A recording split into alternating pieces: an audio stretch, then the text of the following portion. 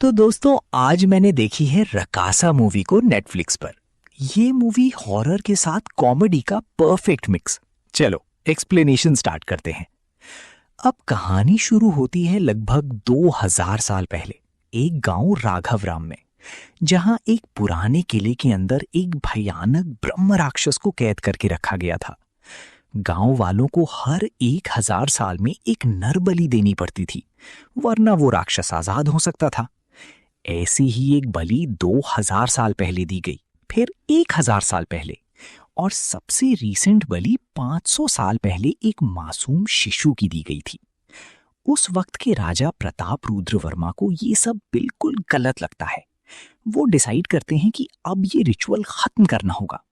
तभी एक सोल्जर आकर बताता है कि किले के अंदर जाने का एक सीक्रेट रास्ता मिल गया है और ये ब्रह्म राक्षस पर हमला करने का परफेक्ट मौका है। राजा अपनी सेना के साथ अटैक करता है, लेकिन कोई भी वापस नहीं आता। ये देखकर उनकी बेटी को एक स्पेशल चाबी दी जाती है और कहा जाता है कभी भी ये गलती मत रिपीट करना और आने वाली जनरेशंस को ये बलि देते रहना होगा। और फिर स्टोरी सीधा जंप करती है प्रेजेंट टाइम यानी 2026 में। अब हम देखते हैं एक बस जो बारातियों से भरी हुई है, वो उसी गांव की तरफ जा रही होती है। बस में एक आदमी चारी और उसका बेटा आनंद लोगों को बेवकूफ बना रहे होते हैं, एक काला धागा बेचकर, ये बोलकर कि ये बुरी शक्तियों से बचाता है। ऑब्वियसली ये सब स्कैम होता है। तभी एंट्री होती है मूवी के हीरो वीरा बाबू की, जिसे सब प्यार से वीरू बुलाते हैं। वो 10 साल बाद अमेरिका से अपने गांव लौट रहा होता है। बस में उसकी मुलाकात उसके दोस्त राजू से होती है और वो बताता है कि वो यहाँ सुकन्या से शादी करने आया है। लेकिन ट्विस्ट ये होता है कि जिस बारात में वो ट्रैवल कर रहा है वो एक्चुअली सुकन्या और महेश की शादी के लिए जा रही होती है। वीरू को ये बात पता ही नहीं होती क्योंकि उसे तेलुगु प्रॉपरली समझ नहीं आती। जब वो गांव पहुंचता है तो उसके पैरों तले जमीन खिसक जाती है। सुकन्या ने उसे धोखा दिया होता है, उसे पैसे, गिफ्ट्स, आईफोन सब ले लिया होता है। और फिर ये सब देखकर उसका दिल कंप्लीटली टूट जाता है। इसी बीच उसकी दादी मंगम्मा भी मिलती हैं, जो उसे देखकर शॉक हो जाती हैं। तू अमेरिका से अचानक यहाँ कैसे आ गया और क्यों? और यहीं से स्टोरी स्लोली हॉरर और मिस्ट्री की तरफ शिफ्ट होने लगती है, जहां एक तरफ वीरू का ब्रोकन हार्ट है और दूसरी तरफ वो पुराना किला और उसके अंदर छुपा हुआ राज। बाला राजू यानी बालू वीरू को बोलता है कि चलो चाची के घर चलते हैं, क्योंकि वहां सुब्बू लक्ष्मी और उसकी बेटी उनकी हेल्प कर सकती हैं। जब वीरू और बालू वहां पहुंचते हैं तब सुब्बू लक्ष्मी का भाई आनंदा अपनी बहन को कुछ बताने से मना करता है। वेट करते वक्त वीरू कुछ लोगों की बातें सुन लेता है, जहां गांव के सरपंच और राम के पिता के बारे में बात हो रही होती है कि गांव में जल्दी ही कुछ बड़ा होने वाला है, जो ग्रहों की दिशाओं से पता चला है, लेकिन एग्जैक्ट डेट अननोन है। तभी सुब्बू लक्ष्मी आकर दोनों को डांट देती है कि वो क्या सुन रहे थे। वीरू उसे अपनी प्रॉब्लम बताता है कि उसे सुकन्या से शादी करनी है और उसकी करंट शादी तोड़नी है। इस पर सुब्बू लक्ष्मी उसे एक काला काजल देती है और कहती है कि अगर वो सुकन्या की कमर पर लगा दे तो वो उसकी तरफ अट्रैक्ट हो जाएगी और शादी टूट जाएगी। और फिर वीरू प्लान फॉलो करता है, लेकिन गलती से वो काजल सुकन्या की मां पर लगा देता है। वीरू और बालू दोनों डर जाते हैं कि कहीं सुकन्या की मां ही वीरू के प्यार में पागल ना हो जाए, लेकिन ऐसा कुछ नहीं होता। इसके बाद वीरू सुकन्या और महेश की शादी होती हुई देखता है और उसका दिल टूट जाता है। गुस्से और दुख में वो दारू पी के रोड पर आ जाता है और बालू इतनी ज्यादा पी लेता है कि वहीं बेहोश हो जाता है। तभी सुब्बू लक्ष्मी वहां आती है और वीरू उसे सुना देता है कि उसका जादू काम नहीं आया। सुब्बू लक्ष्मी उसे समझाती है कि इतना टेंशन लेने की जरूरत नहीं है, कोई ना कोई उसके लिए बनी होगी। जाते वक्त वो वीरू को वार्निंग देती है कि घर जाने के लिए राइट साइड का रास्ता ले और लेफ्ट साइड बिल्कुल न जाए, क्योंकि वहां फोर्ट है जहां एक राक्षस रहता है। जैसे ही सुब्बू लक्ष्मी वहां से जाती है, वीरू के सामने अचानक एक अजीब सी स्त्री आ खड़ी होती है और सीन एकदम कॉमेडी टर्न ले लेता है। वीरू उसे देखकर कहता है, ओ स्त्री कल आना। और यहीं से सस्पेंस भी स्टार्ट होता है कि आखिर ये स्त्री कौन है और क्यों उसके सामने आई है। और फिर किसी को भी कुछ समझ नहीं आता ये सब क्या हो रहा है। या तो वो कोई स्पिरिट थी या फिर शायद सुकन्या की मां पर ही काला जादू का असर हो गया था। वीरू ऑलरेडी इतनी दारू पी चुका होता है कि बिना सोचे समझे गलत रास्ता पकड़ लेता है और लेफ्ट साइड चला जाता है, सीधा उस पुराने किले की तरफ। वहां पहुंचकर वो ब्रह्म राक्षस की मूर्ति से ही बात करने लगता है जैसे वो जिंदा हो। तभी उसके सामने पहली वार्निंग मिलती है, एक अजीब सा साइन, जैसे बलि का वक्त आ चुका हो। उधर गांव में सरपंच का पिता अपनी रॉकिंग चेयर पर आराम कर रहा होता है। तभी अचानक पास पड़ी पुरानी कबाड़ से आवाज आने लगती है। जब वो उसे खोलता है तो अंदर से एक 500 साल पुरानी चमकती हुई चाबी मिलती है। क्लियर सिग्नल की कुछ बड़ा और डरावना होने वाला है।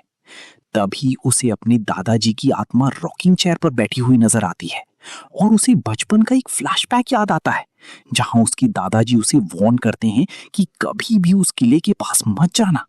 लेकिन क्यों, ये कभी नहीं बताया गया। और फिर अगली सुबह वीरू एक अजीब जगह पर बेहोश मिलता है। गांव वाले पहले तो उसे लाश समझ लेते हैं, लेकिन फिर वो होश में आ जाता है। सबको लगता है कि वो बस नशा करके सो गया था, लेकिन सच ये है कि उसने गांव का सबसे बड़ा रूल तोड़ दिया। रात को किले के पास जाना मना था। इसके साथ ही एक और शॉकिंग बात सामने आती है कि सोमू नाम का आदमी गायब है। उसकी खून से भीगी हुई चेक शर्ट का टुकड़ा जो पहले पेड़ पर लटक रहा था, अब वीरू के कंधे पर मिलता है और शक सीधा वीरू पर चला जाता है। तभी एंट्री होती है पुलिस ऑफिसर नरसिम्हा राव की, जो वीरू को अरेस्ट करने आता है। वीरू का दोस्त बालू तो उल्टा पुलिस का शुक्रिया करता है और कहता है कि सोमू तो स्मगलर था, उसका मरना ही बेटर है। लेकिन वीरू बार बार कहता है कि उसने कुछ नहीं किया। पुलिस उसे स्टेशन ले जाने से पहले गांव के पावरफुल सरपंच परशुराम के सामने ले जाती है, क्योंकि गांव में उसका ही कानून चलता है। वहां पहले से ही एक आदमी को सजा सुनाई जा चुकी होती है और पुलिस भी बिना सरपंच के डिसीजन के कुछ नहीं कर सकती। फिर परशुराम वीरू को सजा देने लगता है। उसे कोड़े मारने का हुक्म दिया जाता है। तभी वहां सोमू की बीवी सावित्री रोती हुई आ जाती है, बिल्कुल टूट चुकी होती है। लेकिन बालू फिर भी इनसेंसिटिव तरीके से बोलता रहता है कि अगर वो मर भी गया तो क्या फर्क पड़ता है। और यही सीन स्टोरी को और इंटेंस और इमोशनल बना देता है। सरपंच का बाप तुरंत बोल देता है कि फालतू बातों में टाइम वेस्ट मत करो, सीधा फैसला लो। और फाइनल डिसीजन ये होता है कि अब गांव का कोई भी इंसान वीरू के परिवार की मदद नहीं करेगा। ना राशन, ना पानी, कुछ भी नहीं। ऊपर से वीरू को सबके सामने पिटाई भी झेलनी पड़ती है। घर पर उसकी दादी मंगम्मा उससे सारे काम करवाती रहती है और उसको सुनाती रहती है कि जब से वो गांव आया है तब से सिर्फ प्रॉब्लम ही क्रिएट हुई है। सच ये था कि वीरू दिल का बुरा नहीं था, लेकिन बिना प्रूफ के ही उसे सोमू का किलर मान लिया गया। उसका पासपोर्ट तक जब्त कर लिया जाता है और सजा में ये भी ऐड होता है कि जब तक असली किलर नहीं मिलता तब तक वीरू को रोज सावित्री को 250 रुपए देने होंगे, जो पहले उससे 25,000 रुपए मांग रही थी, क्योंकि उसे लगता था कि वीरू अमेरिका से आया है तो पैसे वाला होगा। और फिर सावित्री का नाम भले सीधा हो, लेकिन उसका एटीट्यूड काफी तीखा था। रोज के 250 रुपए से ही वो वीरू को इमोशनली टॉर्चर करती रहती थी। इस बीच सिर्फ सुब्बू ही थी जो वीरू की हेल्प कर रही थी। वो बालू को बताती है कि सोमू को लास्ट टाइम गंगा नाम के एक 80 साल के बुढ़े के पास देखा गया था, जो बड़ा शराबी और अजीब आदमी है। दूसरी तरफ सरपंच का बाप किसी से धीरे धीरे बात करते हुए कहता है कि जब से वीरू गांव आया है तब से अजीब घटनाएं शुरू हो गई हैं और किसी को भी उस किले के पास नहीं जाना चाहिए, वरना बड़ी गड़बड़ हो सकती है। यहाँ क्लियरली कुछ बड़ा राज छुपा हुआ लगता है। वीरू और बालू गंगा से मिलने जाते हैं और उसे रोज दारू पिलाकर सच निकलवाने की कोशिश करते हैं, लेकिन वो बस इतना ही बताता है कि सोमू किसी पंकज नाम के आदमी के साथ घूमता था। इसी बीच एक और डरावनी घटना होती है। रात के टाइम अजीब आवाजें आती हैं, जैसे कोई जानवर खतरे में हो। अगली सुबह जब गांव वाले सरपंच के पिता को ले जाकर दिखाते हैं तो पता चलता है कि रात भर में सारे जानवर सिर्फ कंकाल बन चुके हैं। ये दूसरा बड़ा सिग्नल होता है कि कुछ बुरा होने वाला है और बलि का वक्त करीब आ रहा है। फिर रात को वीरू अकेला आग के पास बैठा होता है। तब सुब्बू उसके पास आती है।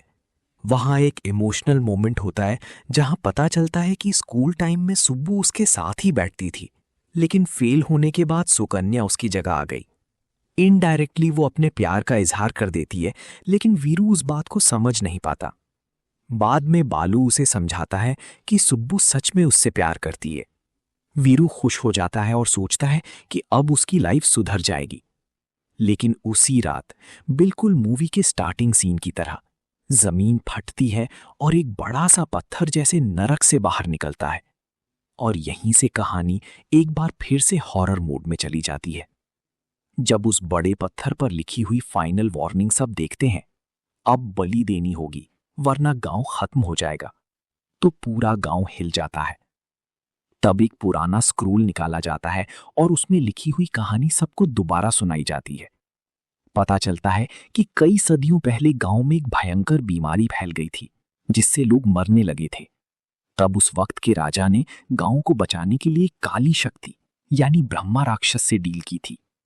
डील के हिसाब से गांव बच जाएगा, लेकिन जब भी 3 वार्निंग्स मिलेंगी तब हर घर से एक जानवर की बलि और एक खास घर से नर बलि देनी होगी। तभी ब्रह्मा राक्षस शांत रहेगा और गांव की रक्षा करेगा।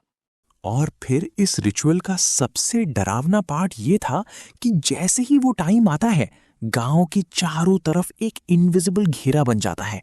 कोई भी बाहर नहीं जा सकता, सब लोग अंदर ही फंस जाते हैं जब तक बलि पूरी नहीं होती। अगर बलि दे दी गई तो ब्रह्म राक्षस किले के अंदर ही बंद रहेगा और सब सेफ रहेंगे।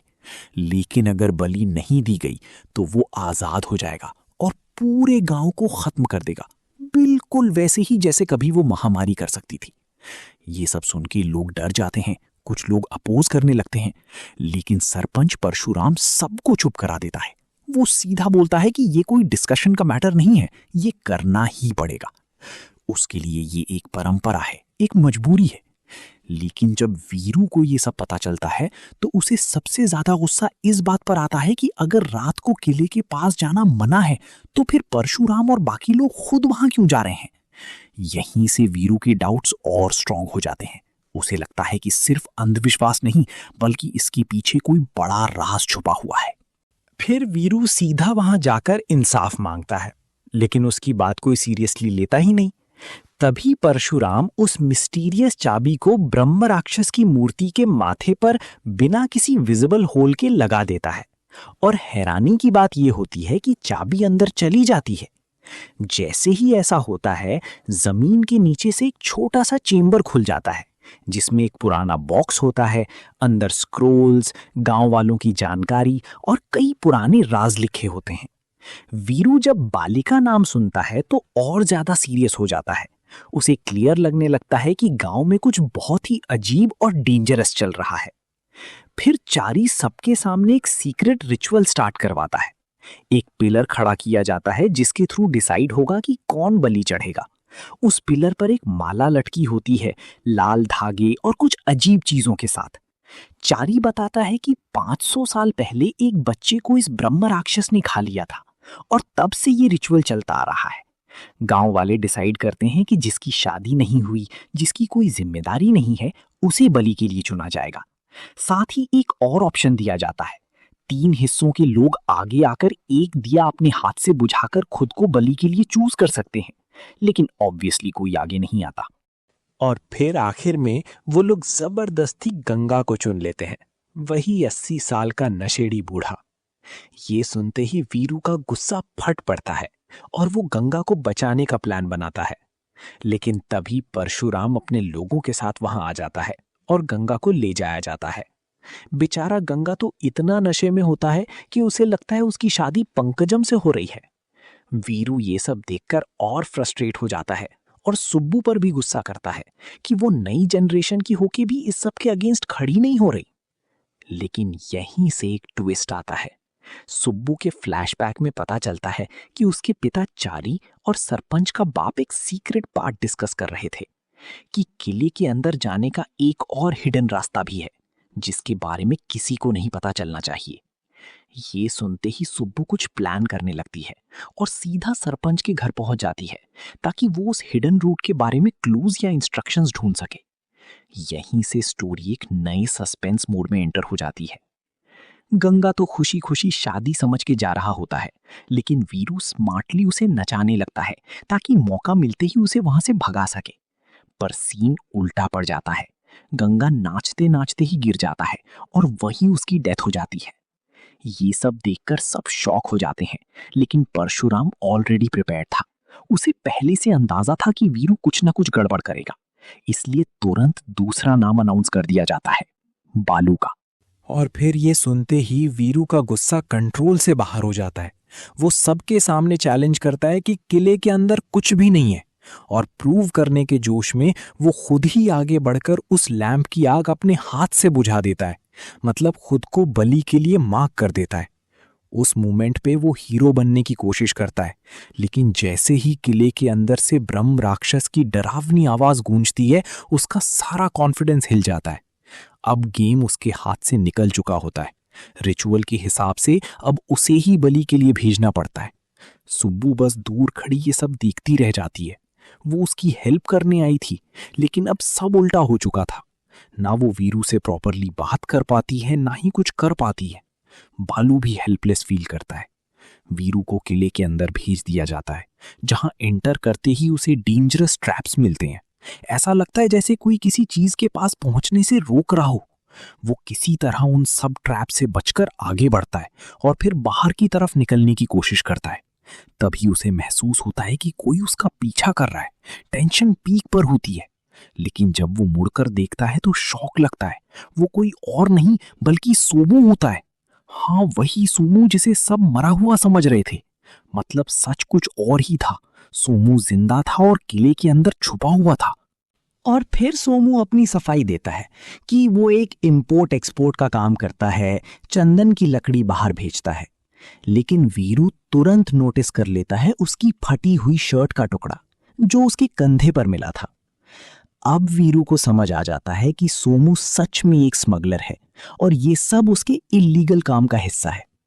जब वीरू उसे थोड़ा डराता है, तब सोमू फाइनली सच बोलने लगता है कि वो किले के अंदर कैसे आया और ये पूरा राज असल में क्या है।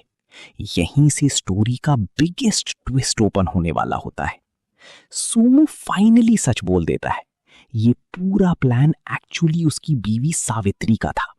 उसे पहले से पता था कि किले के अंदर जाने का एक सीक्रेट रास्ता है और वहां कोई हिडन ट्रेजर भी हो सकता है। इसी लालच में उसने सोमू को जबरदस्ती अंदर भेजा, साथ में एक बैग देकर, ताकि वो खजाना ले आए।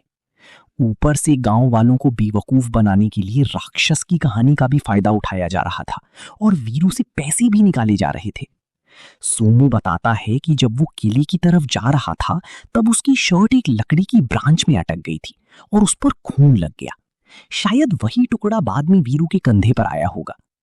अंदर जाते ही उसी अजीब आवाजें सुनाई देने लगी और जब वो वापस उसी सीक्रेट रास्ते से बाहर निकलना चाहा, तो वो निकल ही नहीं पाया, जैसे कोई इनविजिबल वॉल बन गई हो। तब से वो 10 दिन से अंदर ही फंसा हुआ है। सबसे स्केरी बात ये थी कि उसे बार बार एक काला सा साया घूमता हुआ दिखता था। मतलब क्लियरली किले के अंदर कुछ तो पैरानॉर्मल है। और फिर वीरू ये सब सुनकर शॉक हो जाता है। ना कोई सीधा एग्जिट, ना कोई हेल्प। और तभी एक मोमेंट आता है जब दोनों को लगता है कि राक्षस आ गया, लेकिन वहां कोई नहीं होता। सोमू की कंडीशन देखकर और भी अजीब लगता है। 10 दिन से बिना खाने पीने के जिंदा है, ना वीक लग रहा है, ना डिहाइड्रेटेड। ये चीज क्लियरली नॉर्मल नहीं है। मतलब इस किले में कुछ सुपरनैचुरल रूल्स चल रहे हैं। फिर सोमू एक और क्लू देता है। जमीन पर एक बड़ा सा पत्थर है जिसके नीचे शायद बाहर जाने का रास्ता हो सकता है। दोनों मिलकर उसे हटाने की कोशिश करते हैं। तभी एक चमगादड़ उनके पास से गुजरता है और तुरंत जलकर राख हो जाता है। और उसी मोमेंट एंट्री होती है असली ब्रह्म राक्षस की। उसका पूरा बॉडी आग से ढका हुआ, बिल्कुल घोस्ट राइडर वाइब। वो सीधा उन दोनों पर अटैक कर देता है। वीरू और सोमू जान बचाकर एक जगह छुप जाते हैं।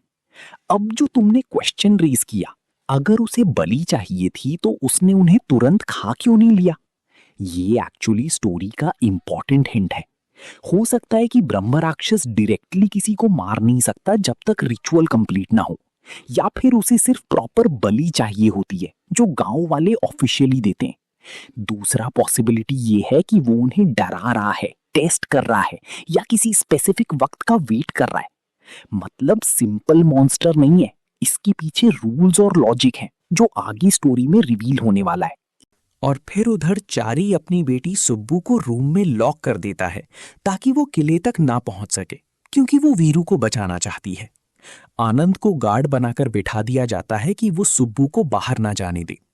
इधर किले के अंदर वीरू और सोमू अंधेरे में फंसे हुए होते हैं। वो मैच स्टिक जलाते हैं और एक मशाल को रोशन करते हैं, और उसी रोशनी में उन्हें एक पुराना कंकाल दिखाई देता है। दोनों का डर और बढ़ जाता है। दीवार पर कुछ तेलुगु में लिखा होता है जो वीरू नहीं पढ़ पाता, लेकिन सोमू उसे पढ़ लेता है। वहां से एक पुरानी कहानी रिवील होती है, राजा प्रताप रुद्र वर्मा के सिपाहियों की, जो कभी इस ब्रह्म राक्षस को मारने आए थे। उनमें से एक सिपाही ने अपनी मौत से पहले ये सब दीवार पर लिख दिया था ताकि फ्यूचर में आने वाले लोग कुछ सीख सकें और बचने का तरीका समझ सकें। कहानी के मुताबिक राजा ने कई सालों तक इस राक्षस को हराने का तरीका ढूंढा, और आखिर में एक ज्ञानी ने बताया कि ब्रह्म राक्षस को सीधे बल से नहीं बल्कि स्ट्रैटेजी से हराया जा सकता है। उसकी एक वीकनेस भी है, इसलिए उसने 2 चीजें दी, एक इंचैंटेड पाउडर जो राक्षस को वीक करेगा, और 2 हास डैगर्स, एक सूरज की शक्ति से भरा हुआ और एक चांद की शक्ति से। इन दोनों को सही वक्त पर राक्षस की पीठ में घुसाना होगा, तभी वो मारा जा सकता है। लेकिन सबसे बड़ा ट्विस्ट ये था कि जिस सिपाही ने ये सब लिखा उसने एक और सीक्रेट देखा था। राक्षस अपने मायावी इंसानी रूप में किले से बाहर भी जा सकता था, एक दूसरे हिडन रास्ते से। मतलब वो असल में कभी अंदर कैद था ही नहीं। ये वही सीक्रेट रूट था जिससे सोमू अंदर आया था और जिसके बारे में अब सुब्बू को भी पता चल चुका है। और सबसे शॉकिंग बात, सिपाही ने नोट किया था कि राक्षस बाहर जाते वक्त काफी खुश लग रहा था। अब सवाल ये उठता है, अगर वो किले में बंद नहीं था तो फिर इतनी सालों से बलि क्यों ली जा रही है, और वो खुश क्यों था? इसका मतलब सिंपल है, गांव वालों को जो कहानी बताई गई है वो पूरी सच नहीं है। कहीं ना कहीं कोई बड़ा झूठ, कोई हिडन एजेंडा चल रहा है, और वीरू अब धीरे धीरे उस सच के करीब पहुंच रहा है।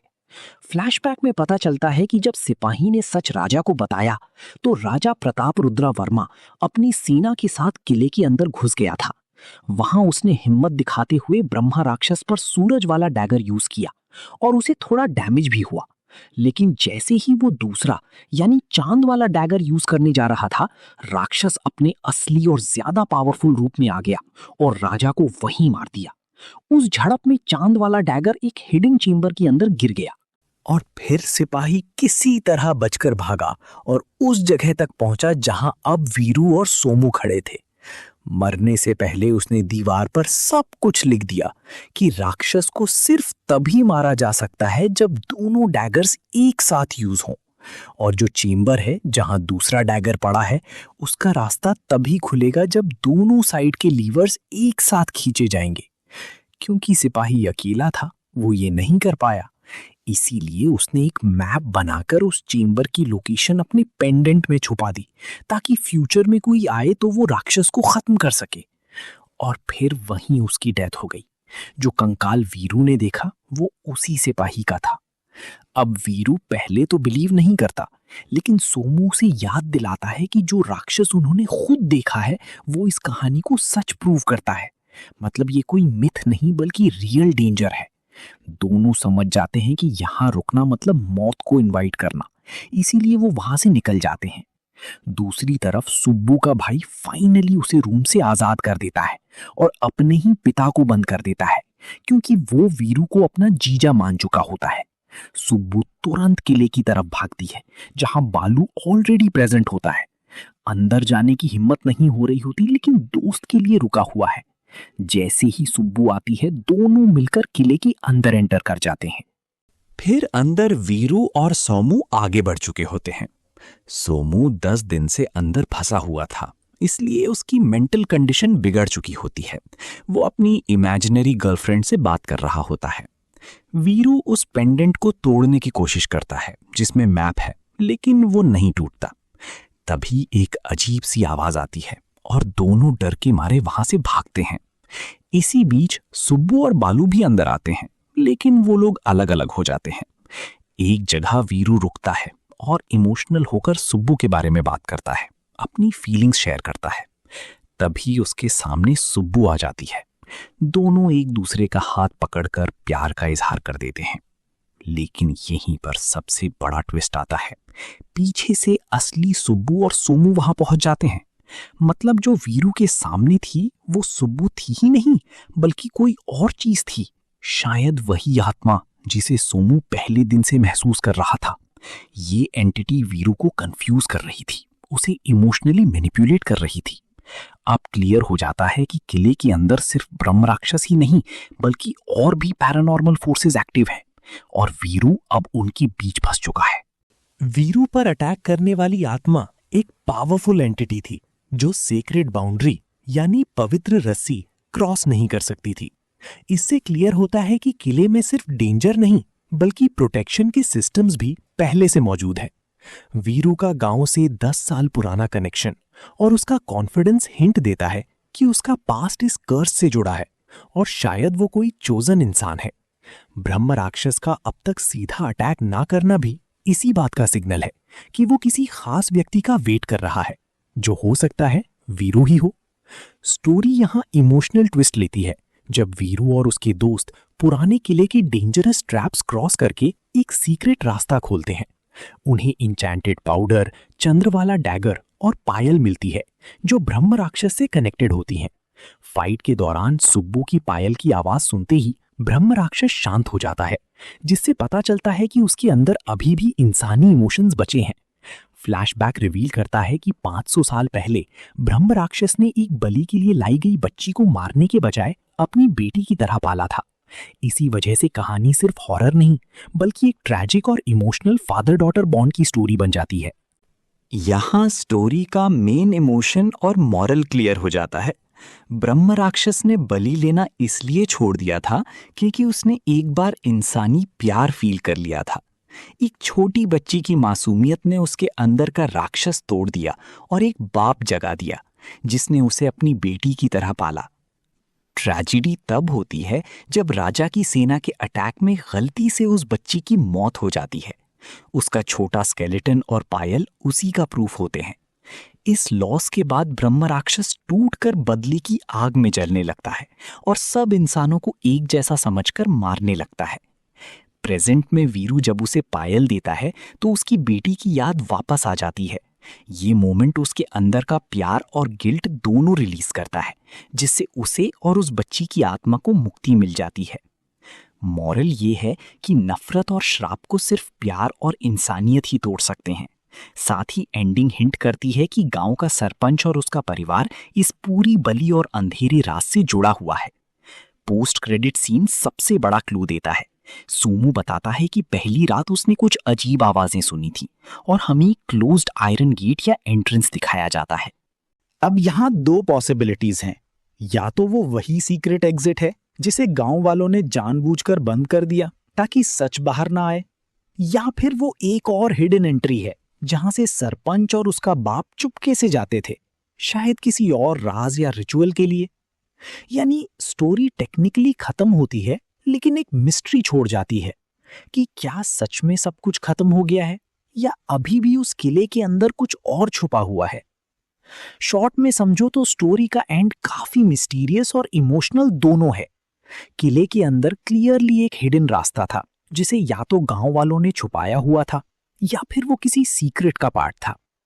गांव की साड़ी वाली औरत और वो अजीब स्पिरिट का रोल भी पूरा क्लियर नहीं होता। यही चीज स्टोरी को और इंटरेस्टिंग बनाती है। ये स्पिरिट कोई नॉर्मल भूत नहीं थी, बल्कि एक ऐसी एंटिटी थी जो लोगों के इमोशंस से जुड़ी हुई थी। सुब्बू के अकॉर्डिंग वो उसी रूप में आती है जिससे इंसान प्यार करता है, इसीलिए वो सुब्बू के रूप में दिखी। इसका मतलब ये हो सकता है कि वो स्पिरिट किसी पुरानी आत्मा या एनर्जी का फॉर्म थी जो अभी तक वहां भटक रही थी। ये मिस्ट्री इंटेंशनली ओपन छोड़ी गई है ताकि सीक्वल में इसका बड़ा रिवील हो। एंड में ब्रह्म राक्षस और बच्ची दोनों को मुक्ति मिल जाती है। वीरू और सुब्बू का इमोशनल कनेक्शन स्ट्रांग हो जाता है और साथ ही हिंट मिलता है कि गांव के सरपंच और उसके बाप के पास अभी भी कुछ बड़े सीक्रेट्स हैं। ओवरऑल मूवी हॉरर से ज्यादा इमोशनल और मिस्ट्री बेस्ड निकलती है और क्लियरली पार्ट 2 के लिए स्ट्रॉन्ग सेटअप छोड़ जाती है।